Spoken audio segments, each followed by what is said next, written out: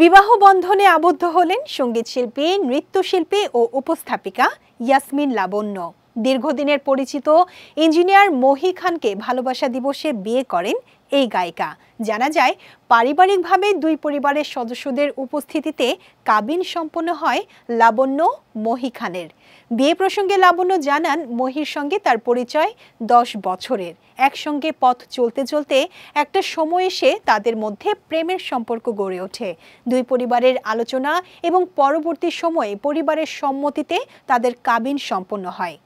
শীঘ্রই বড় পরিসরে বিয়ের আনুষ্ঠানিকতা সম্পন্ন হবে বলে জানান এই তারকা।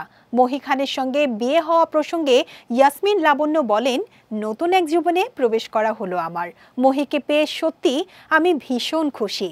আমরা দুজন দুজনকে বেশ ভালো বুঝি।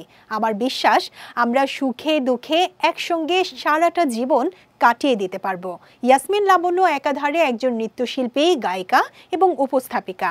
2015 সালে একজন নৃত্যশিল্পী হিসেবে বাংলাদেশ শিল্পকলা একাডেমিতে চাকরি জীবন শুরু করেন লাবণ্য। বর্তমানে তিনি সিনিয়র নৃত্যশিল্পী হিসেবে বাংলাদেশ শিল্পকলা একাডেমিতে কর্মরত আছেন।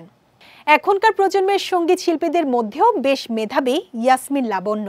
তার কণ্ঠে প্রকাশিত একাধিক মৌলিক গান শ্রোতাপ্রিয়তা পেয়েছে।